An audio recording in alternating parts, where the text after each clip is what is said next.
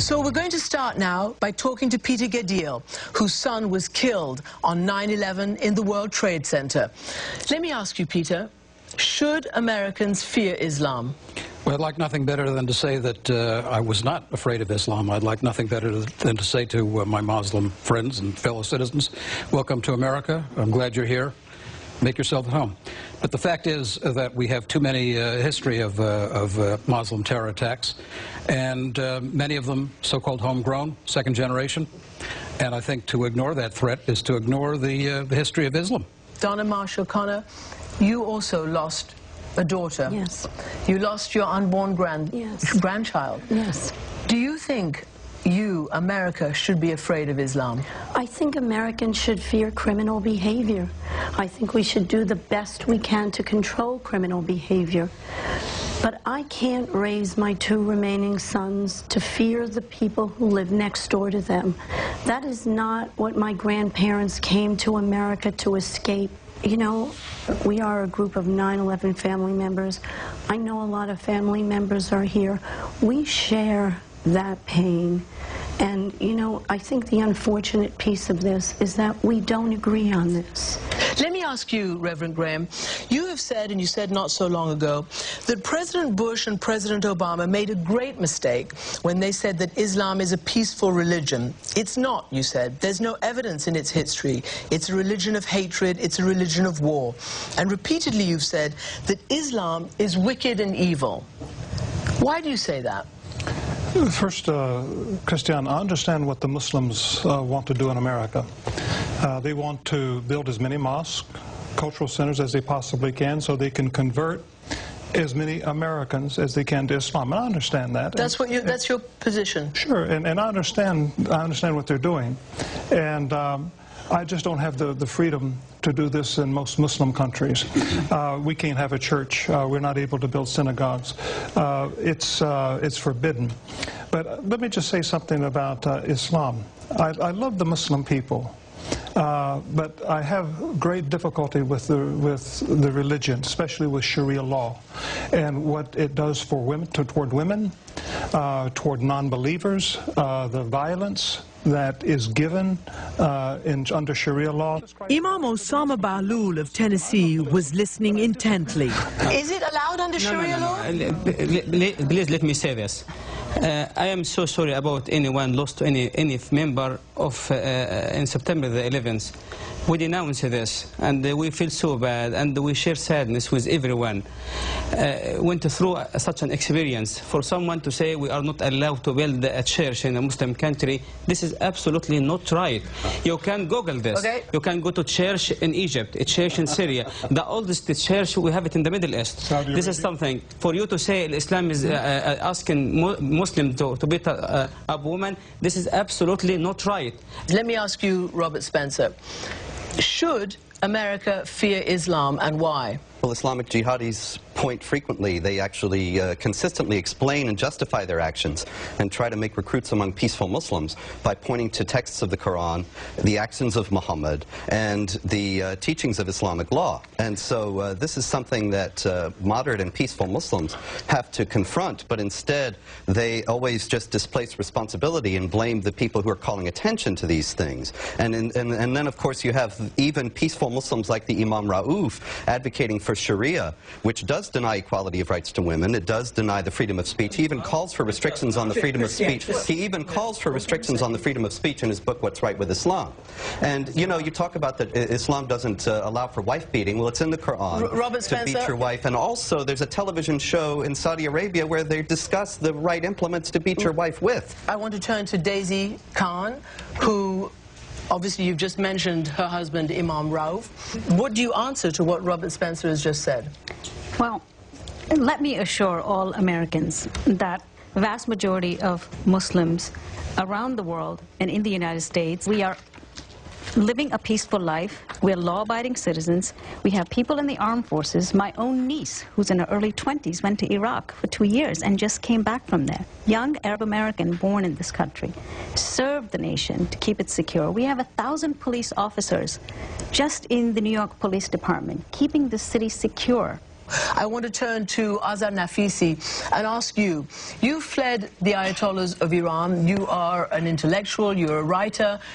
Should people fear Islam?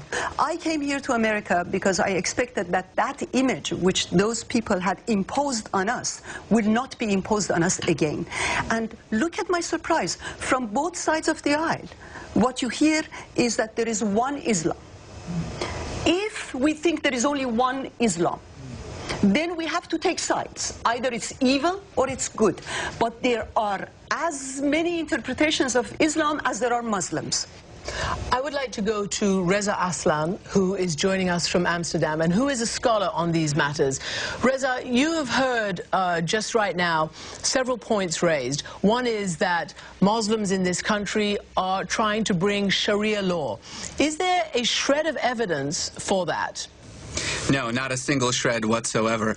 I think somebody needs to remind Franklin Graham that we don't judge our values in the United States by comparing them to what the Saudis do.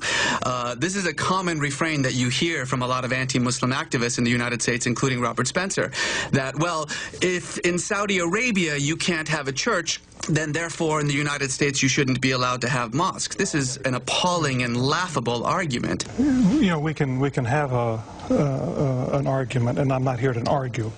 As a Christian, I believe that Jesus Christ is the way, the truth, and the life, and that no man comes to the Father in heaven except through him.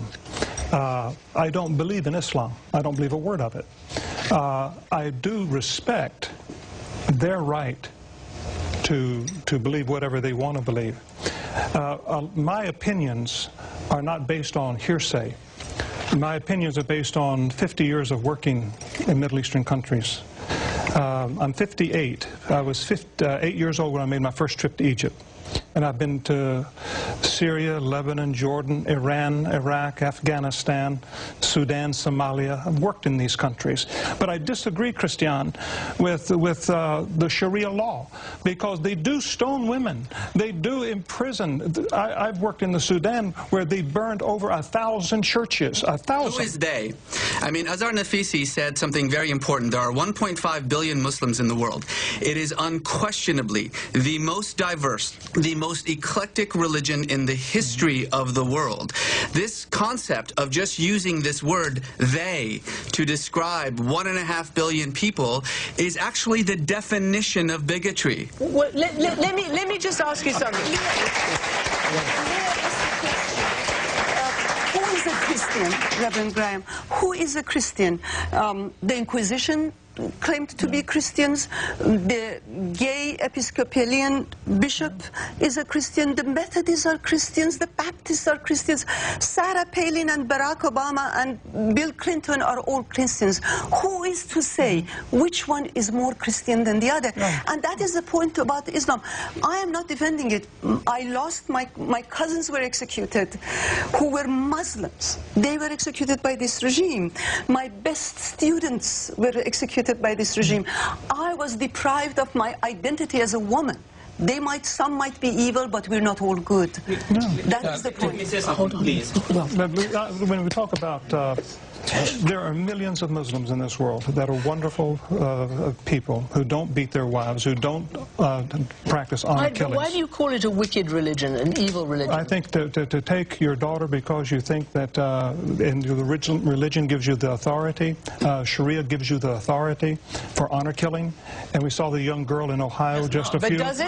Does not. It does. Does not. It does. No, it's used to justify those honor killings. Justify it. No, it's used to justify it. You can't deny it. It's used to justify it. It's used to justify these things. Justify it from the Quran. A young lady in Ohio. You will admit that it's used to justify it. Now, hold on. He said someone can kill his daughter because and the religion support him. Justify this from the Quran. Go ahead. Your people justify it from the Quran. He said that. You may not like it, my but point they is, justify it in the name of the Quran. Please, sir. We have people, Christian, Muslims, and Jewish, and the other, misuse the holy books. It's understandable. I do not deny this. But I am saying the extreme majority of the Muslims, they have a proper understanding toward this religion. And in refer to your point, I agree with you. I am not expecting from everyone to become Muslim as well. But let me ask Daisy. This is something that everybody talks about. We've had questions, masses of questions through our Facebooks, through many, many people who've tried to contribute to this program. Basically, where are the voices of the moderates speaking up? Well, the moderates are speaking out. I happen to be one of them. I was devastated by the event of 9/11.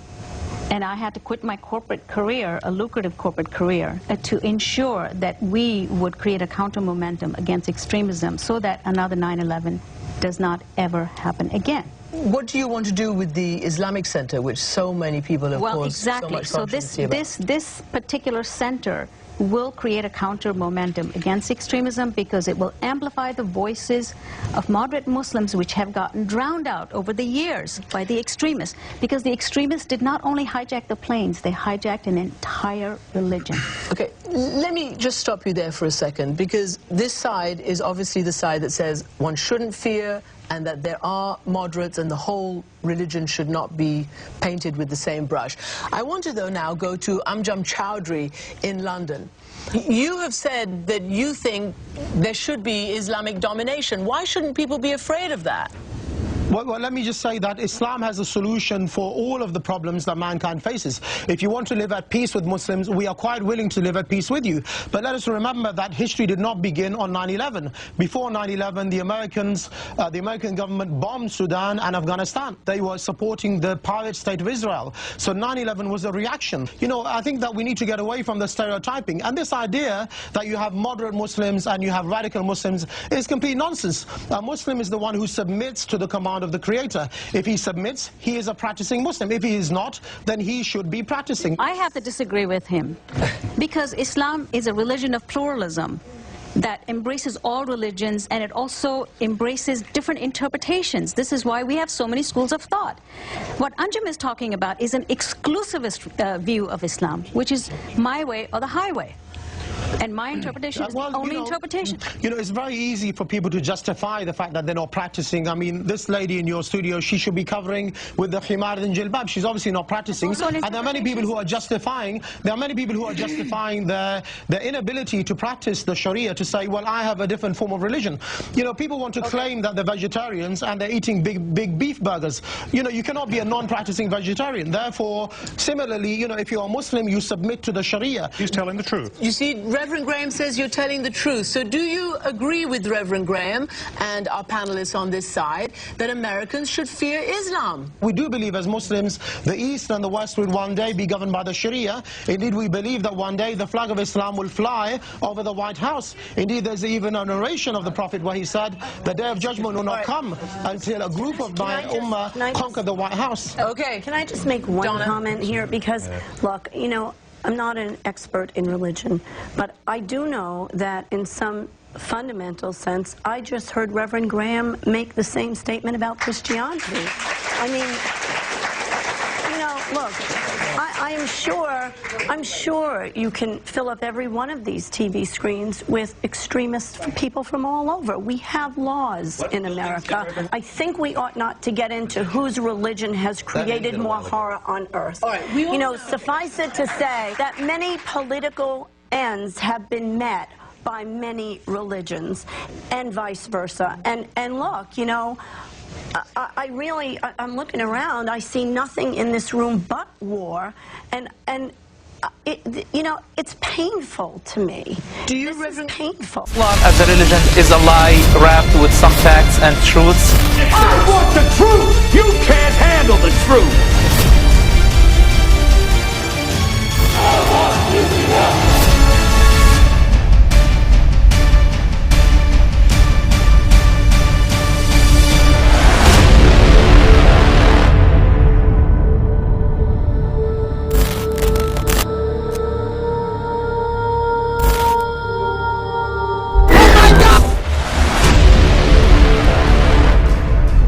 Our channel is now proudly sponsored by J.K. Scheinlin, who is the author of the highly controversial book, The People vs. Muhammad. To learn more about Muhammad's extensive list of psychological disorders, please buy a copy on Amazon while you can, as stocks are selling fast. To show our appreciation for all those who have supported us, we have uploaded a copy of our film, The Muslim Agenda, which you can watch free of charge.